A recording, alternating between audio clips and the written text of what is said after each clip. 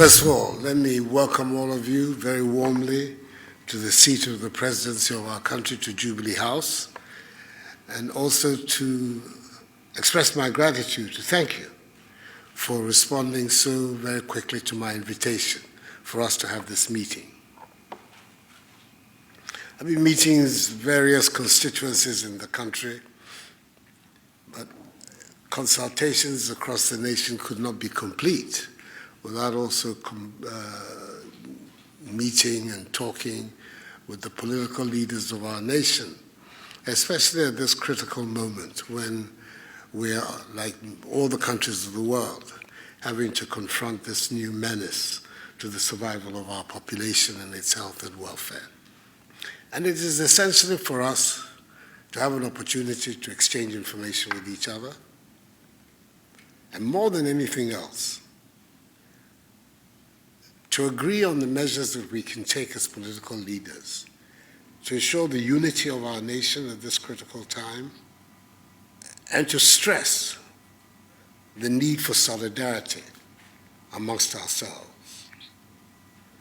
Because the example of our own country, the example of countries around the world which we're all familiar with, the disease doesn't have a political color.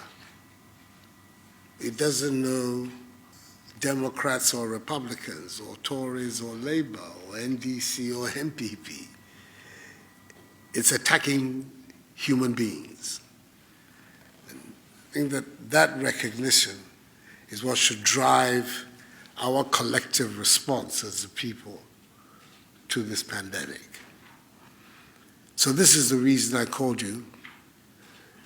We are not, well, some of us certainly are not technical people, are not doctors. We are not in a position to give long exegeses on the origins of the disease or the measures that can be taken today.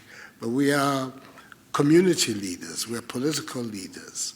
And the threat that abounds in this virus is a threat to our communities, to our society, to our nation. And we should be able collectively to find an input as to the measures that, on a social, societal basis, that can be taken to arrest the spread and ultimately lead to the defeat of this pandemic. So once again, let me welcome you and thank you for coming this afternoon. Thank you for the opportunity, and to state that we couldn't agree with you more than the pandemic has no political correlation.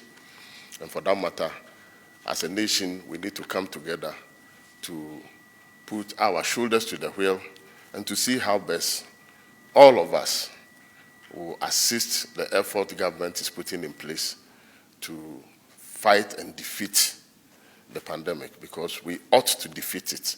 We should not allow ourselves to be defeated by this pandemic. And I believe that the Almighty God has blessed us with the necessary resources, human, material, and everything, to be able to work together in these very trying times to ensure that we defeat the pandemic. Your Excellency, after my statement, will present a copy of our technical team paper that they have developed to you. Already, I think one has been sent to the Minister for Information, but once we are here, we'll send you a copy. We have detailed out a number of suggestions and a number of interventions that we believe will help the effort you have already started putting in place to address the urgent challenges facing the country, not the country alone, but the global community. I want to thank you for the opportunity and to assure you of our readiness to support your efforts in every respect that is needed. Ghana first, and we need to save ourselves. Thank you once again for the opportunity. Mr. President, colleague political leaders,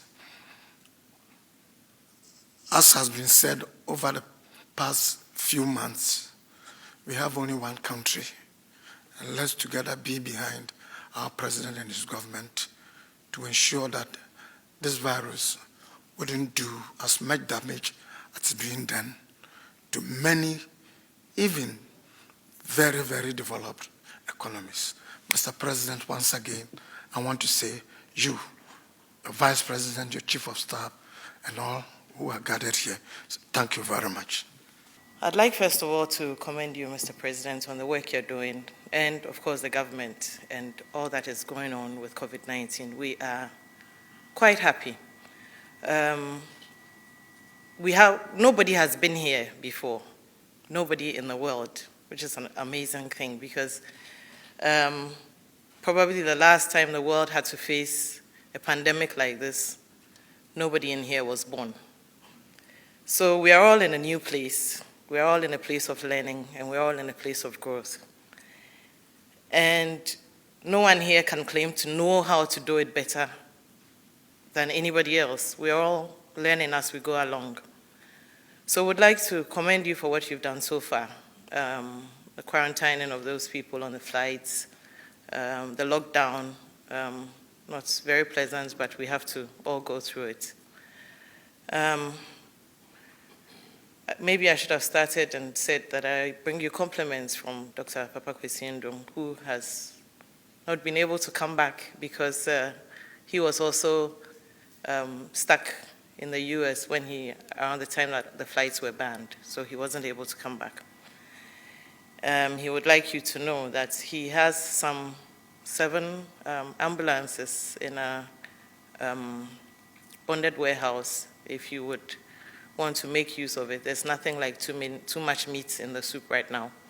So if you would like to, he will put it at your disposal so you can use it for your efforts to fight COVID-19. As I said, most of us haven't been here, and I'd like to take this opportunity especially to speak to our friends in the other political parties. It's a difficult place to be, and you find that, particularly on social media, there's a lot of comparing and contrasting, competitiveness, and I did it better and all that, or I know how to do it. Frankly, we've all not been there, so this is not the time to compete. I would like to say to us that let's make an effort at taking off our competitive blinders and put on our compassionate lenses. Because at this point, it is compassion we need.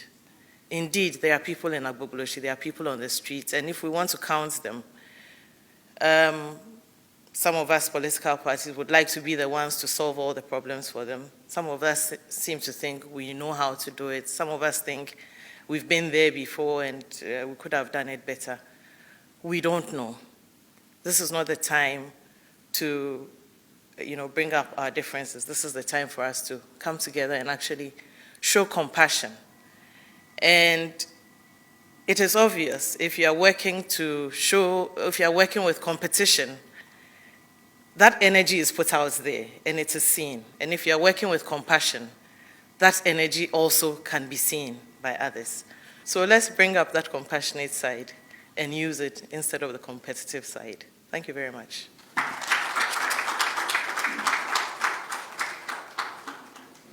It is a great pleasure, and we are grateful to have been invited here today for us to deliberate with you and your government about ways and solutions we can find to, number one, stopping the spread of this terrible virus, and hopefully also eradicating it from Ghana altogether. In fact, we have all been witnesses to the speed with which it has run around the world. And we have also been witnesses to how some governments perhaps have been slow or hesitant, or in some instances prevaricated about the important decisions they should have made. Fortunately, this is not a charge which your government, Mr. President, can be accused of. I think your decisions thus far have been decisive, resolute, and very important. I say this from a personal perspective, because if one takes a look at those who brought into the country recently on quarantine, and the number of those who were found positive, That itself is a testimony to that very important decision. We wish you well, and we offer you our assistance, and we are most grateful for being offered the opportunity to be here today. I stand on behalf of my party to thank you for this gesture that you have invited all of us to come and deliberate on this issue. It shows your desire to unite the country at a critical time when, in fact, unity is what will see us through. Because without unity, this virus can devastate us. We would like to thank the President for the actions taken so far. And indeed, the actions have been very timely and purposeful to the COVID-19 pandemic that we all have to fight. Mr. President, thank you very much for bringing us here, giving us the opportunity, leading this country in a way that we are all happy about. Thank you. Thank you very much.